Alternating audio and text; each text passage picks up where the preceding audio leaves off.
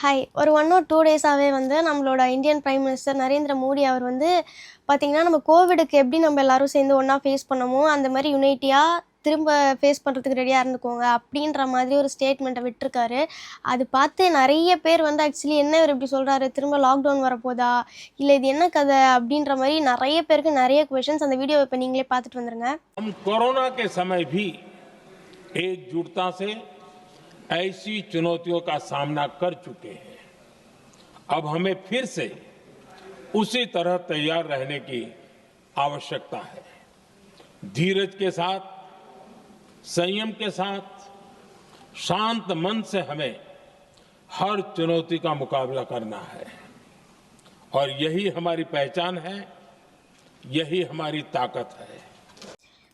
So இத பத்தி தான் வந்து இப்போ நான் ஷார்ட்டா எக்ஸ்பிளைன் பண்ண போறேன். This is Aina Shine. Welcome to Aina shine.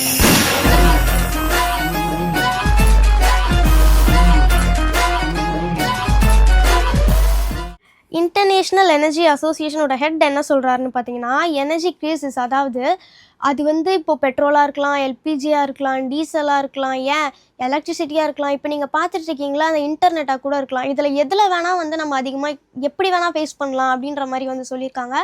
இதில் முக்கியமானது என்னென்னா, இப்போ வரைக்கும் ஹியூமன் ஹிஸ்ட்ரியிலே இந்த மாதிரி ஒரு விஷயத்த வந்து யாருமே பார்த்ததே கிடையாது. அப்படி ஒரு விஷயம் தான் இப்போ நடந்துகிட்ருக்கு அப்படின்ற மாதிரியும் வந்து அவர் சொல்லியிருக்காரு.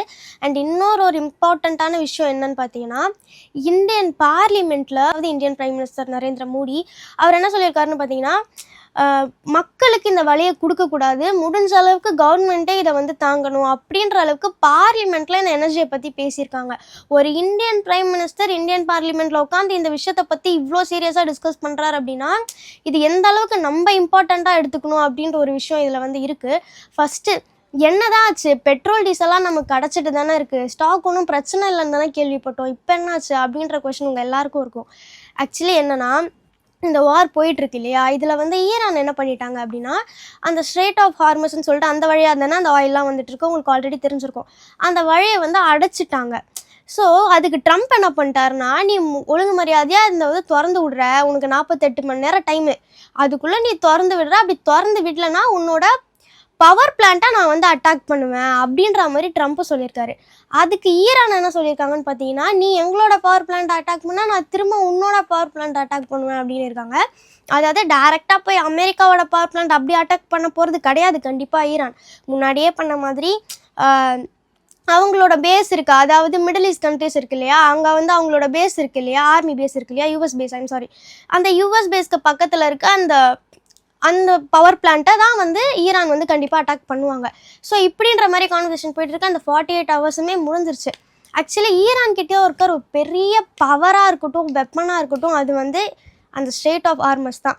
வேர்ல்டில் கிட்டத்தட்ட 20% ஆஃப் ஆயில் வந்து அவங்களோட ஸ்ட்ரெய்ட் ஆஃப் ஹார்மஸ் அப்படின்ற அந்த வழியை தாண்டி தான் வந்து ஆக்சுவலி வருது. ஸோ அதுதான் இவங்க கிட்ட இருக்க ஒரு பெரிய பவர். அந்த வழியவே இப்போ அடைச்சிட்டாங்க. ஆனாலுமே என்ன சொல்லியிருக்காங்க அப்படின்னா, எங்களோட ஃப்ரெண்ட்லி கண்ட்ரிஸ் நீங்கள் வந்து எடுத்துகிட்டு போய்க்கலாம், உங்களோட கப்பல் அந்த வழியாக நீங்கள் எடுத்துகிட்டு போய்க்கலாம், நாங்கள் அலோவ் பண்ணிப்போம் அப்படின்ற மாதிரி சொல்லியிருக்காங்க. அந்த ஃப்ரெண்ட்லி கண்ட்ரிஸ் என்னென்னு பார்த்தீங்கன்னா, சைனா, இந்தியா, ஸ்ரீலங்கா, ஸோ இந்த மாதிரி இருக்க ஒரு சில கண்ட்ரிஸ், பாகிஸ்தான், அதெல்லாம் வந்து அவங்க சொல்லியிருக்காங்க. அதுலேயுமே வந்து ஒரு சிக்கல் என்னென்னா, இப்போ ஒரு டாக் போயிட்டுருக்கு. என்னதான் ஃப்ரெண்ட்லி கண்ட்ரிஸாக இருந்தாலுமே வந்துட்டு அவங்க கிட்ட இருந்துமே நம்ம வந்து $2 மில்லியன் சம்திங் வாங்கிட்டு தான் அந்த ஷிப்பை அலோவ் பண்ணணும் அப்படின்ற மாதிரி ஒரு பேச்சு போயிட்டுருக்கு. பட் இன்னும் அது கன்ஃபார்ம் ஆகலை. நிறைய பேர் கன்ஃபார்ம் ஆகிடுச்சுன்ற மாதிரி போட்டுட்ருக்காங்க. பட் இன்னும் அது கன்ஃபார்ம் ஆகலைன்னு நினைக்கிறேன் என்னை பொறுத்த வரைக்கும். அண்ட் இன்னொரு ஒரு விஷயம் என்னென்னா, இந்தியா பொறுத்த வரைக்கும் தான் ஸ்டாக் இருக்கே, எல்லாமே இருக்கே, அப்புறம் என்ன இவங்களும் தான் அலோவ் பண்ணுறேன்னு சொல்லிட்டாங்களே அப்படின்னீங்கன்னா, இங்கே தான் ஆக்சுவலி ஒரு பெரிய சிக்கலே இருக்குது. என்னென்னா, இந்தியா மட்டுமே பார்த்தீங்கன்னா கிட்டத்தட்ட 40% ஆஃப் ஆயில் வந்து அந்த ஸ்ட்ரெய்ட் ஆஃப் ஹார்மஸ் வழியாக தான் எடுத்துகிட்டு வந்துட்டு இருந்திருக்காங்க. மீதி இருக்க 60% அப்படின்னு கேட்டிங்கன்னா, மீதி இருக்க 60% வந்து ரஷ்யா கிட்டேருந்து இப்போ ரீசெண்டாக வாங்கிட்டு இருக்காங்க. இதில் என்ன சிக்கல்னு கேட்டிங்கன்னா, இப்போது ஸ்ட்ரெய்ட் ஆஃப் ஹார்மஸ் வழியாக அவங்க இம்போர்ட் பண்ணுற அந்த குட்ஸ் வந்து இந்தியாவை வந்து சேர்கிறதுக்கு 5 to 7 days ஆகும். இதுவே ரஷ்யாவை எடுத்துக்கிட்டிங்கன்னா கிட்டத்தட்ட 20 to 40 days ஆகும். இதில் இன்னொரு ஒரு பெரிய சிக்கல் என்னென்னா, என்னதான் சரி ஓகே டேஸ் போனால் போயிட்டு போகுது அப்படின்னு பார்த்தா கூட, அந்த இம்போர்ட் பண்ணுறாங்க இல்லையா, இவங்க இந்தியாவிலேருந்து போயிட்டு ஸ்ட்ரெய்ட் ஆஃப் ஹார்மஸ் வழியாக எடுத்துகிட்டு வராங்க இல்லையா, அவங்கள வந்து இன்டர்நேஷ்னல் ஷிப்பிங் கம்பெனிஸ்னு சொல்லுவாங்க. அவங்க இந்தியாவிலேருந்து அந்த ஹார்மஸ் வழியாக போயிட்டு குட்ஸ் எல்லாத்தையும் எடுத்துகிட்டு அவங்க வருவாங்க. அவங்க இப்போ வந்து அவாய்ட் பண்ணுறதுக்கான சான்சஸ் நிறைய இருக்குது. ஏன்னா வந்து ஆல்ரெடி வார் போயிட்டுருக்கு. அந்த ஷிப்பில் இருக்க க்ரியூ பார்த்தீங்கன்னா அவங்களுக்கு சேஃப் இல்லை இல்லையா, என்ன வேணால் நடக்கலாம் அப்படின்ற ஒரு சுச்சுவேஷன் தானே. ஸோ வந்து அவங்க அந்த இதை அக்செப்ட் பண்ணாமல் அவாய்ட் பண்ணுறதுக்குமே சான்சஸ் நிறைய இருக்குது. ஸோ இதனாலேயே பார்த்தீங்கன்னா இப்போ நமக்கு வந்து இந்த எனர்ஜி விஷயத்தில் தட்டுப்பாடு ஆகிறதுக்கு நிறையவே சான்சஸ் இந்தியாவை பொறுத்த வரைக்கும் இருக்குது. இப்போதைக்கு என்னதான் வந்து இந்த லைக் பெட்ரோல் டீசல் இதெல்லாம் வந்து டிமாண்டில் இல்லை அப்படின்னாலும் கண்டிப்பாக ஃப்யூச்சரில் வர்றதுக்கான சான்சஸ் வந்து இருக்குது அப்படின்னு தான் வந்து டாக்ஸ் போயிட்டுருக்கு. இன்னொரு முக்கியமான விஷயம் என்னென்னா, இப்போ இந்த எல்பிஜி, பெட்ரோல், டீசல் இது எல்லாத்தையுமே தாண்டி இன்னும் நிறைய இண்டஸ்ட்ரீஸோட ப்ராடக்ட் வந்து அந்த ஸ்ட்ரெயிட் ஆஃப் ஃபார்மர்ஸ்ன்ற வழியாக தான் வந்து இம்போர்ட் பண்ணி எடுத்துகிட்டு வராங்க. என்னென்னு பார்த்தீங்கன்னா ஃபார்மர்ஸ் முக்கியமாக அஃபெக்ட் ஆகுறாங்க. அண்ட் பெட்ரோகெமிக்கல் இண்டஸ்ட்ரியாக இருக்கட்டும், கன்ஸ்ட்ரக்ஷன் அண்ட் இன்ஃப்ராஸ்ட்ரக்சர் இண்டஸ்ட்ரியாக இருக்கட்டும், automobile industry, aviation industry, power and energy sector and daily product industry, shampoo, soap, cosmetics, detergent இது எல்லாமே இதுலேருந்து வந்துடும். இந்த ப்ராடக்ட்ஸ் இருக்கு இல்லையா, இந்த ப்ராடக்ட்ஸில் வந்து ஒரு சில ப்ராடக்ட் எல்லாமே வந்து பெட்ரோலியம் கெமிக்கல் வச்சு தான் பண்ணுவாங்க. ஸோ பெட்ரோலுக்கு இங்கே டிமாண்ட் என்னும்போது அந்த ப்ராடக்ட் எப்படி ஃபஸ்ட்டு பண்ணுவாங்க, அதுவே ஒரு பெரிய இது. டெக்ஸ்டைல் இண்டஸ்ட்ரியாக இருக்கட்டும், அதுக்கப்புறம் ஃபார்மேட்டிக், அதாவது இந்த மெடிக்கல் சம்மந்தப்பட்ட ஒரு சில விஷயம்லாம் வந்து இம்போர்ட் பண்ணுவாங்க இல்லையா, இது அப்படின்னு பார்த்தா கிட்டத்தட்ட நம்ம டே டு டே லைஃப்பில் வாங்குற யூஸ் பண்ணுற ப்ராடக்ட்லேருந்து எல்லாத்துக்குமே தட்டுப்பாடு தான் ஏற்படும். நிறைய பேர் என்ன நினச்சிட்டு இருக்காங்கன்னா பெட்ரோலு, டீசல் இதுக்கு மட்டும்தான் தட்டுப்பாடுன்னு நினச்சிட்டு இருக்காங்க. இதுக்கு மட்டும் இல்லை, நம்ம டெய்லி யூஸ் பண்ணுற ப்ராடக்ட் எல்லாத்துக்குமே வந்து இப்படியே போயிட்டு இருந்துச்சு இந்த வார்னா கண்டிப்பாக தட்டுப்பாடு தான். என்னை பொறுத்த வரைக்கும் இந்த வார் இப்போ முடிகிற மாதிரியே தெரியல. ஒன்றுக்கு ஒன்று மாற்றி மாற்றி அடிச்சுட்டு தான் இருக்காங்க. இது இன்னும் பெருசு தான் ஆகுதே தவிர்த்து இது முடிகிற பாடே இல்லை.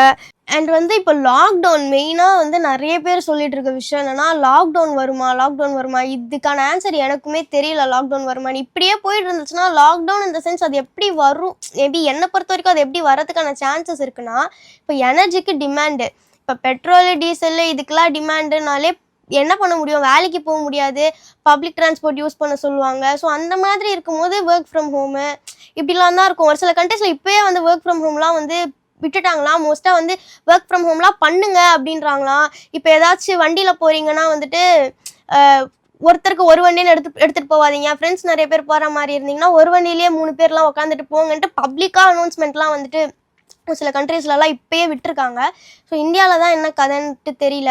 ஸோ லாக்டவுன்லாம் போடுவாங்களா அப்படின்னு கேட்டால் எனக்கு சீரியஸாக அந்த கொஷனுக்கு ஆன்சர் தெரியல. பிகாஸ் வந்து மோடிஜி சொன்னதுமே என்ன அப்படின்னு பார்த்தீங்கன்னா, லைக் கோவிட் பேண்டமிக்கு நம்ம எப்படி ப்ரிப்பேராக இருந்தோமோ அதே மாதிரி ப்ரிப்பேர் ஆகிக்கோங்க அப்படின்னது தான்.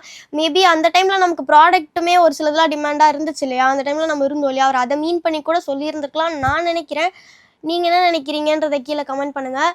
அப்படியே ஒரு வேளை லாக்டவுன் வரா மாதிரி இருந்தாலும் நான் முன்னாடி சொன்ன மாதிரி இந்த எனர்ஜி தட்டுப்பாட்டால் மட்டும்தான் நம்மளுக்கு வந்து லாக்டவுன் வரும்.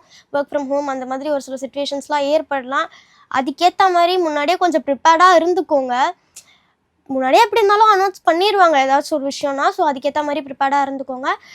ரொம்பலாம் பேனிக் ஆகாதீங்க, பார்த்துக்கலாம், சேஃபாக இருங்க. அண்ட் உங்களுக்கு வேறு ஏதாவது ஒரு இன்ஃபர்மேஷன் ஷார்ட்டாக தெரியணும் அப்படின்னு ஆசைப்பட்டீங்கன்னா கீழே வந்து கமெண்ட் பண்ணுங்கள். இல்லைனா என்னோட இன்ஸ்டா டிஎம்மில் கூட சொல்லுங்கள், நான் அதை பற்றியும் பேசி போடுறேன். Tata, bye bye.